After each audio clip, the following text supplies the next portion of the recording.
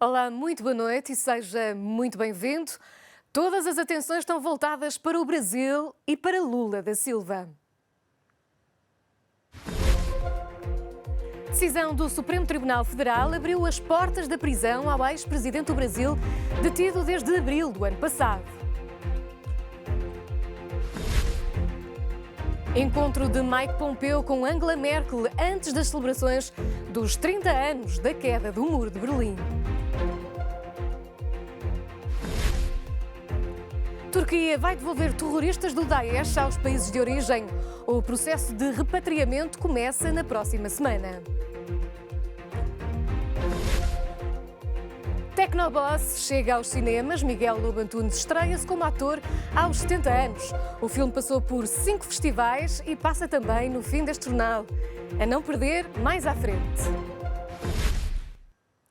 Condenado a 12 anos de prisão por corrupção e lavagem de dinheiro, Lula da Silva viu agora o Supremo Tribunal Federal decidir a liberdade para todos os presos que ainda podem recorrer das sentenças. 579 dias depois, Lula da Silva é um homem livre. O ex-presidente do Brasil saiu esta sexta-feira da prisão de Curitiba, onde cumpriu uma pena de 8 anos e 10 meses por crimes de corrupção. A libertação foi autorizada pelo juiz Danilo Pereira da 12ª Vara Criminal Federal de Curitiba, na sequência do pedido dos advogados do antigo líder do PT. A decisão cumpre assim, em menos de 24 horas, a alteração da jurisprudência do Supremo Tribunal Federal, que decidiu anular prisões em segunda instância. Já desde o início da manhã que centenas de apoiantes aguardavam no exterior da prisão pela libertação do antigo chefe de Estado. Lula da Silva, que governou o Brasil entre 2003 e 2010, será ainda alvo de medidas especiais de segurança por ordem do juiz, para evitar potenciais tumultos e ameaças à segurança pública. Esta semana, Emmanuel Macron colocou as atenções do mundo na NATO depois de ter dito que a Aliança Atlântica está em morte cerebral. Em resposta, Mike Pompeo elogiou o trabalho feito, mas diz que a organização deve mudar para não correr o risco de ficar obsoleta. Depois da chanceler alemã dizer que não concorda com a visão radical do presidente francês, que considera que a NATO está em morte cerebral, foi vez do secretário de Estado norte-americano elogiar a Aliança Atlântica. Em Berlim, Mike Pompeo afirmou que a organização continua a ser crucial e é uma das parcerias estratégicas mais relevantes de sempre. Mas no futuro são precisas mudanças. A NATO corre sempre o risco de se tornar obsoleta. Não por causa da parceria, não por causa dos compromissos políticos. Se os países acreditarem que podem obter os benefícios da segurança sem fornecer à NATO os recursos de que a organização necessita, se não cumprirem os seus compromissos, existe o risco de a NATO se tornar ineficaz ou obsoleta. Mike Pompeo está em Berlim para participar nas comemorações dos 30 anos da queda do muro. Esta sexta-feira encontrou-se com a chanceler alemã. Depois do encontro, Angela Merkel sublinhou a vontade de continuar a trabalhar com os parceiros internacionais. Hoje temos novas questões pela frente e estamos a tratá-las como parceiros e amigos. Temos de fazer face a estas questões que o mundo enfrenta. Queremos continuar a desempenhar um papel ativo na resolução destes conflitos. O polémico diagnóstico de Macron teve eco também no governo de Moscovo, que defende que o presidente francês tem o direito de dizer o que pensa. Eu não quero fazer diagnósticos, mas se o presidente Macron considerou que esse diagnóstico estava correto, então tem todo o direito de o fazer. Para além de falar sobre a NATO, na entrevista ao jornal The Economist, Macron alertou para a extraordinária fragilidade da Europa, que já não pode contar com os Estados Unidos para se defender. O presidente sugeriu aos governos do continente para começarem a refletir como uma potência no mundo. É mais um aviso da Turquia à Europa. O regime de Erdogan anunciou o repatriamento de vários militantes do Daesh. A medida foi anunciada esta sexta-feira, um dia em que uma coluna militar das forças turcas e russas foi atacada no norte da Síria. A Turquia vai começar a extraditar militantes capturados do Daesh para os países de origem a partir de segunda-feira. A garantia foi deixada pelo ministro turco do Interior, que acusou os curdos do PKK de soltarem terroristas e que coube ao governo turco travar a ameaça. Ankara avisou ainda à Europa que, mesmo que alguns tenham visto retirada a nacionalidade, a Turquia não vai deixar de devolvê-los às respectivas pátrias.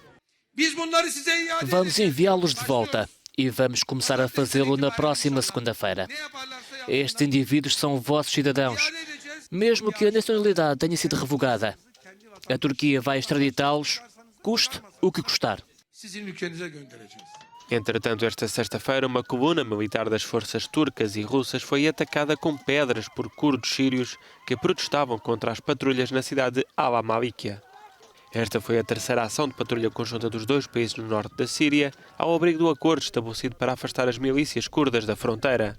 Segundo as imagens da televisão estatal da Rússia, o exército enviou ainda helicópteros para vigiar o território, numa manobra que terá tido também o apoio de drones. As patrulhas servem para a Turquia assegurar que os combatentes curdos sírios deixaram a fronteira. A ilha grega de Samos continua a receber refugiados e imigrantes, mas há muito que o campo está sobrelotado e as unidades de saúde não conseguem dar resposta. Enquanto o novo centro não está concluído, o governo grego vai transferindo pessoas para o continente. A situação na ilha grega de Samos é dramática. Cerca de 6.500 refugiados e imigrantes lutam pela sobrevivência num campo de refugiados que devia alojar 10 vezes menos pessoas. Há falta de condições sanitárias e o hospital local não consegue responder às necessidades, que não param de aumentar.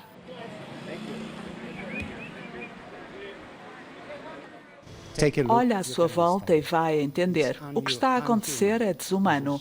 As condições são desumanas. Há imensas mulheres grávidas, especialmente de África e do Afeganistão. Temos imensos nascimentos.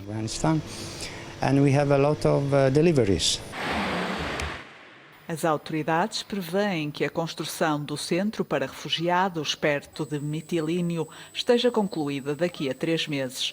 O novo campo vai poder acolher 1.200 migrantes. O governo grego continua a transportar refugiados para o interior do continente, mas a ilha de Samos continua a receber um número significativo de refugiados e migrantes. Na capital da ilha, Vati, os migrantes pedem a transferência imediata para o continente.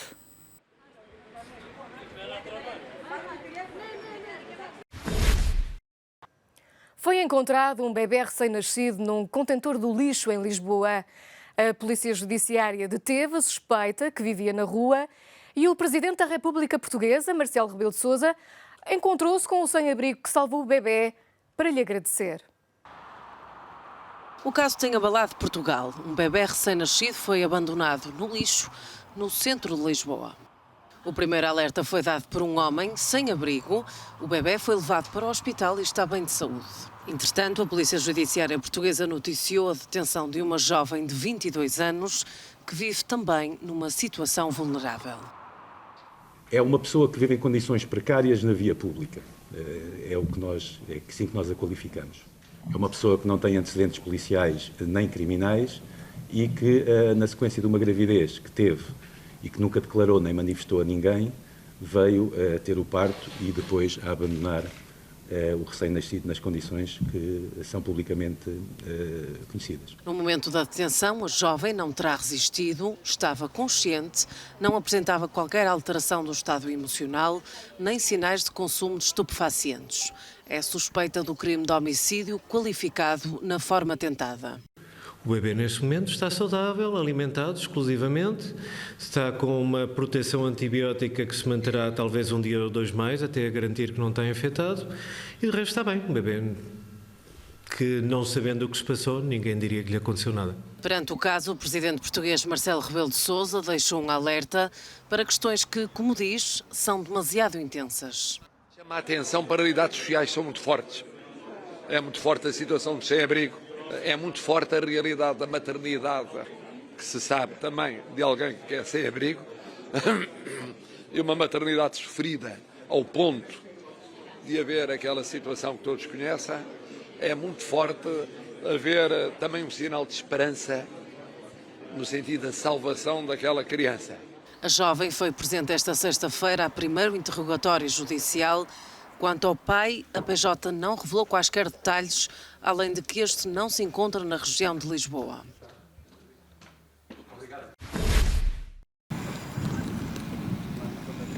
O inverno chegou mais cedo à Espanha. Nos próximos dias e pelo menos até ao final da próxima semana, o país vai continuar a ser afetado por diferentes fenómenos meteorológicos. À queda acentuada das temperaturas e ao aumento dos níveis de neve, junta-se uma tempestade marítima e chuva forte. Os alertas de mau tempo espalham-se por todo o país, mas a situação mais preocupante é nas montanhas do norte, especialmente na zona da Cantábria, onde a neve pode ultrapassar os 30 centímetros. Também com aviso laranja de mau tempo continuam as Astúrias, o País Basco e a Galiza. Em outras 14 províncias foi ativado o alerta amarelo. A Agência de Meteorologia Espanhola fala em risco de fenómenos raros e perigosos. Os limpa-neves já saíram para as estradas. Várias escolas foram encerradas esta sexta-feira. Também afetados pelo mau tempo estão os peregrinos que passam pela Galiza a caminho de Santiago. Uma mulher morreu esta sexta-feira por causa das inundações que atingem o Reino Unido. O corpo, que não foi identificado, foi recuperado perto de Matlock, na zona leste do país. Em algumas regiões, especialmente no norte, choveu em 24 horas o que costuma chover durante um mês. Mais de 100 avisos de inundação continuam em vigor. As autoridades britânicas repetem os alertas para que as pessoas fiquem longe dos rios. Em Yorkshire e Midlands, duas das áreas mais afetadas, há um alerta para o risco de vida nas margens do rio Don. Várias equipas de bombeiros foram chamadas para ajudar condutores e várias linhas de comboio foram encerradas por prevenção. E agora, notícias felizes. Os belgas são o povo mais feliz da União Europeia. Foi este o resultado de um estudo da Eurostat que coloca a Letónia no fundo da lista. A Bélgica é o país mais feliz da Europa. A conclusão é de um estudo do Eurostat no qual 76% dos belgas disseram estar quase sempre felizes nas últimas 4 semanas, num valor similar ao de Holanda, Áustria e Finlândia. A média europeia é de 62%, um pouco acima de Portugal. Para os belgas, o resultado não foi uma surpresa. Tenho a certeza de que estamos no topo da lista. Talvez não o mais feliz, mas um dos mais felizes da Europa. Talvez os belgas sejam as pessoas mais felizes da Europa. Talvez porque eles tendem a aceitar compromissos, a aceitar as situações em que vivem. Talvez... Não sei se têm grandes expectativas, porque quando não se tem grandes expectativas, tendemos a ser mais felizes. Talvez.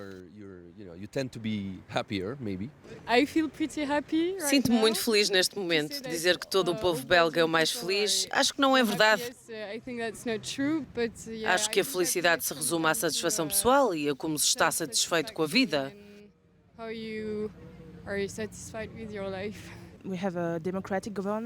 Temos um governo democrático, não é o caso de muitos países no mundo. Sim, temos a sorte de poder dizer o que queremos, sair para a cadeia ou algo do género. É claro que temos sorte, mas talvez não saibamos. E terminamos na cadeira do cinema. O filme Technoboss é considerado um belo retrato do envelhecimento e pisca o olho ao humor dos pequenos absurdos. Miguel Lobo Antunes interpreta um homem em trânsito e a caminho da reforma. Então o Sr. Luís acha que lá porque me encontrou outra vez tem o direito de me perguntar pela vida. Miguel Lobo Antunes esperou pelos 70 anos para começar uma carreira de ator. Estreou-se agora em Technoboss, o novo filme de João Nicolau, em que interpreta um representante comercial à beira da reforma que se apaixona pela recepcionista de um hotel. O filme, que passou por 5 festivais e está agora em exibição em Portugal, tem o seu quê de romântico e também o seu quê de absurdo e surrealista.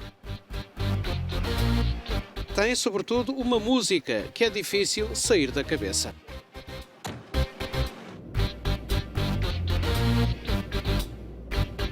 Quem garante a instalação? Technoboss, Technoboss, e faz sempre um figurão. Technoboss, Technoboss, quem o evita o homem morto? Technoboss, Technoboss, quando as coisas dão para o torto. Technoboss, Technoboss, quem promove um material? Lembrei-me da situação das viagens longas de carro, em que nos esquecemos de nós mesmos, nos abandonamos e é como se fosse uma bolha de intimidade pública, porque podemos ser vistos, não é? Essa foi a primeira, digamos, a primeira pedra de construção do filme se quisermos, quase um musical, quase um road movie, quase uma comédia romântica, sendo que se calhar tem algo de todos estes elementos e é uma proposta que se calhar não se enquadra bem em nenhum deles.